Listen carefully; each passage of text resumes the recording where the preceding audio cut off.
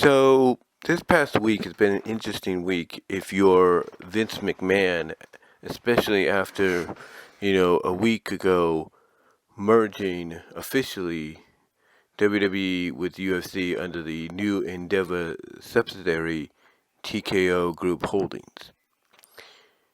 And it's been quite a week because, well, one, if you worked for WWE, you kind of knew from an office standpoint that you might need to pack your bags and get ready to look for work elsewhere. And if you were a wrestler, you knew there was a good chance you'd be next on the chopping block. And believe it or not, that's exactly what occurred.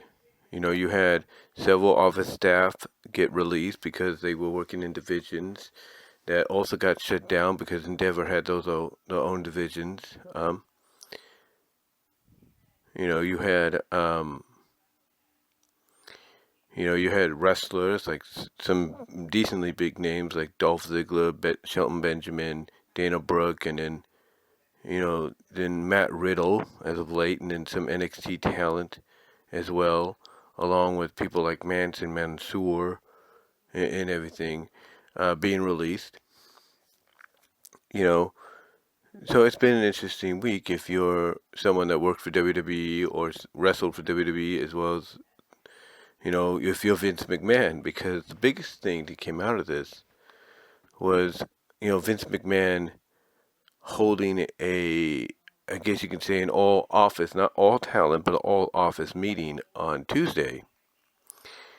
And what he said there, I think it was this past Tuesday, but what he said there was basically, one, he introduced Ari Emanuel as his boss, which still, I'm sure, kind of just, people, people that are fans of WWE and people that view WWE as, just a straight up business to invest in, still can't really register and everything that Vince McMahon of all people has a boss now. But Vince McMahon basically went on to say things like, the WWE, product was stagnant, that the sale had to happen to preserve it, to help it grow, because it was stagnant. It was basically in Vince's mind, it was performing poorly, not up to par, not up to standards. Well, everybody pretty much took that as his own way. Pretty much everybody took that, as Vince McMahon's own way of, scooting around the real truth, which is, which is basically WWE wasn't up to his standards, what he wanted. Even though you had record profits, record attendance, record profits all across the board, attendance records being broken, record ticket sales and stuff like that. He still, he basically came out and said, "Oh yeah, you know, to him, he came out and he just ignored that and said, "Oh, the product wasn't doing good, it wasn't up to standard," when it was further from the truth. It was, more so than ever. But again, people look at this and they use it as basically a way of saying that what Vince is really saying is, it wasn't up to his standard. It wasn't up to his, quality for what he wants, for what he would enjoy. And a lot of staff, rolled their eyes. They rolled their eyes at what he was saying, and I guarantee you this. I guarantee you this. When he wasn't looking, Triple H, Nick Khan, and Ari Emanuel, who was there with him, I guarantee they too were rolling their eyes behind his back, because they're like, really? You think it was stagnant? Have you not have you not read the record books? Da da da. Because I think what they probably realized, and I think Mark Shapiro was there as well, who's an executive chairman, for Endeavor and TKO and a CEO as well. But basically, they rolled their eyes and they're like, seriously, are you really saying that when it's further from the truth? It's the exact opposite. So yeah, him saying what he did during that all office meeting and everything in Stamford,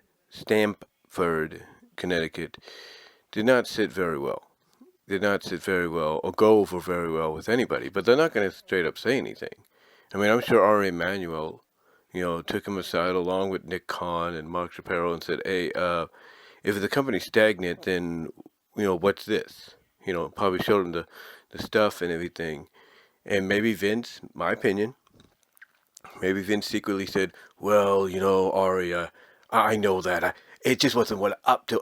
It wasn't up to what I wanted. What I wanted. But that doesn't matter now. That doesn't matter now because you're the boss. Like I said, you're the boss. It's a new era, so we'll look at it as being on the up and up now. How's that? Now I'm not saying that happened, but I'm pretty sure. Vince tried to, when he got questioned about it, tried to cover up by saying, "Oh, it wasn't up to his standards when he ran it, but now it is up to standard. If it's up to standards in Ari's mind, that's good too." And the reason I say that, because I've said this before, I don't think Vince McMahon really likes Ari Emanuel. He doesn't. He can come out and say, "Oh, we've been friends for over 20 years, we have a lot in common. He's the one I trust the most to sell the company to, But in reality, I don't really think he likes him. I don't think he's liked him at all. He's just someone that he looks at as, someone he can turn to from a business perspective for advice and maybe show some interest in. The fact that now here's what's interesting. Ari Emanuel has said that, because he talked during this too, he said that his daughter was a creative assistant, backstage for WWE. Now what that means, just in case anybody jumps the gun here, creative assistant doesn't mean she has the final say or all that, or she can tell her dad what's going on and her dad can say, "Oh, change this and all that." No. She's just an assistant. She could be an assistant to anybody. She could be a creative assistant for makeup. She could be a creative assistant for costume and all that. She could be a creative assistant to the assistant of head of creative or one of the heads of creative, stuff like that. She could be an assistant to Jason Jordan, for all we know. You know what I'm saying? The point is, just because she's a creative assistant doesn't mean she's someone that's going to be, a person to worry about backstage. No. But anyway, Ari Emanuel, talked about how he, would go to Vince for advice and vice versa, I guess. But I think honestly, Ari Emanuel, my opinion, only said that part where he said, "Oh, I went to Vince for advice and all that," to kind of make Vince look clean or look good, because he knows there's a good chance Vince ain't going to be with them for much longer. From a company status. That he's not going to be with them.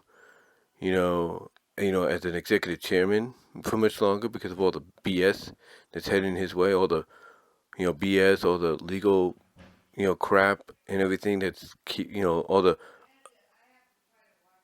that's all the unnecessary baggage basically that he's carrying around. He knows Vince isn't long basically for TKO Group Holdings and Endeavor. He knows that. So he's doing what he could to make him look good, thinking honestly that Vince still likes, actually believing Vince likes him, when that could be further from the truth. But he's doing whatever he can to make Vince look good, to keep him out of trouble for much longer, to keep him on board for much longer, because he truly believes Vince, is a friend of his. And that just like Vince would come to him for advice, he can go to Vince for advice. And if he loses that piece of advice because of all this crap, then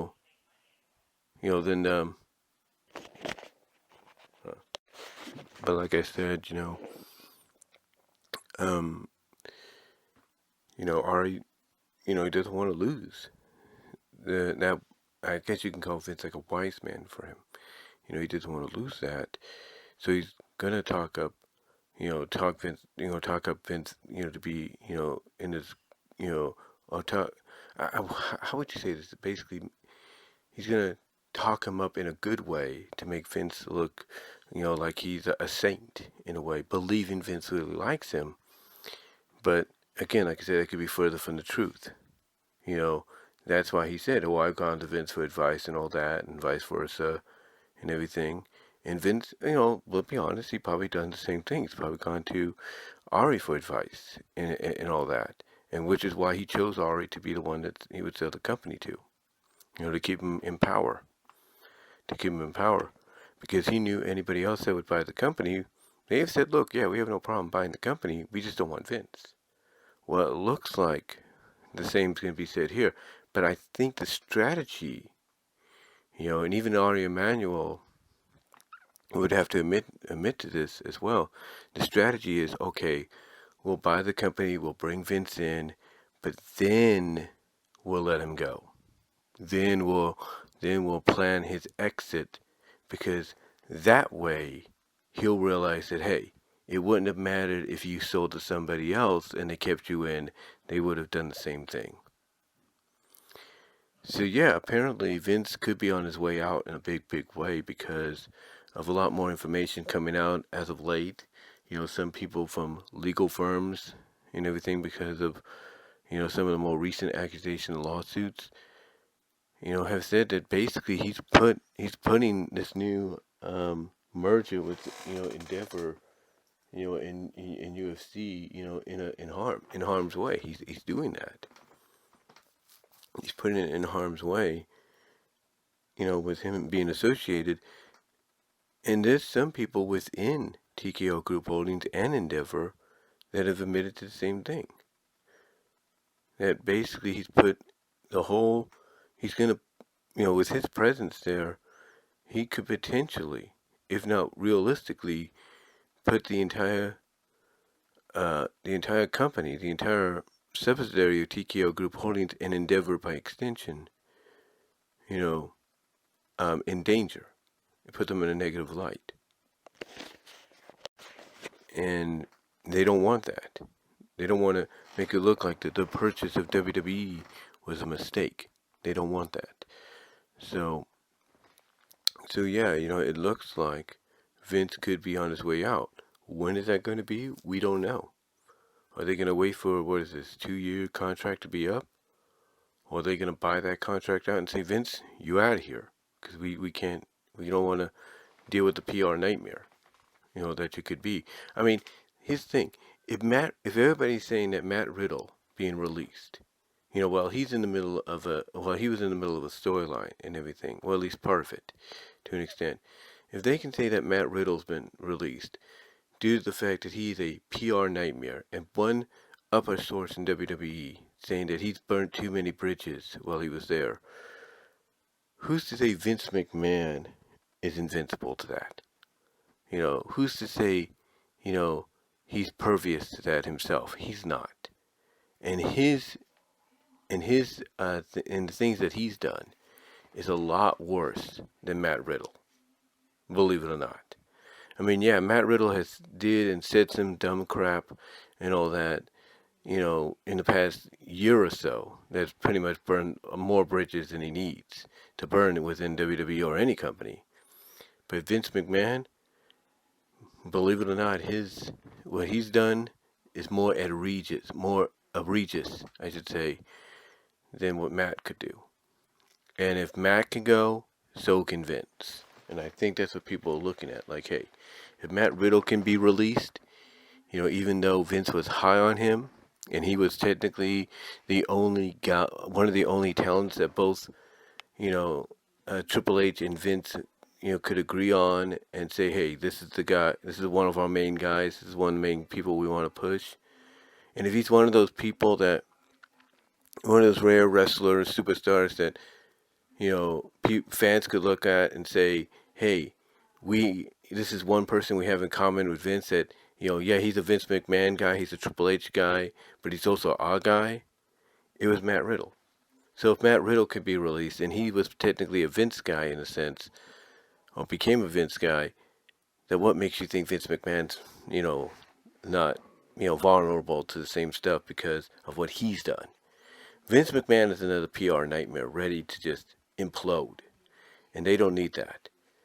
So it definitely looks like, in my opinion, what happened is, this is just my opinion. I think what occurred was, because I want you to think about this. A lot more this information about these articles coming out and saying that TKO is now worried about Vince and all that. Endeavor's worried about Vince. By extension, Emmanuel is worried about Vince. I want you to think about this. This all happened. This all came out days after they had that all office meeting in Stamford, Connecticut, and Vince said what he did. Do you not think that worries them, that Vince is not all there, possibly? I'm just saying. Do you think that doesn't worry them? It does. So I think this all started to really percolate more so after that talent meeting, because obviously they saw some signs there, like, like, how can Vince not see that this company's doing good, the way it's been doing, and yet he's saying this. It didn't make sense to them. So obviously Vince is pretty much already shooting himself in the foot with what he's saying, and how he's, trying to present himself and everything. And Ari Emanuel, like I said, I think the only reason he's talking up Vince in such a good way is to try to save face, and show that Vince is a good guy. He is a good person. He is someone to go to advice for, and vice versa. But I think Ari Emanuel also knows that Vince is on very limited, very, very limited borrowed time when it comes to be part of this whole TKO Group Holdings Endeavor situation. So yeah, it looks like Vince McMahon's run with the company overall finally could be at an end, but we'll have to see. We will have to see. But let me know what your thoughts are, guys. What do you think is going to happen? Live chat during the premiere here, and until next time, I am out.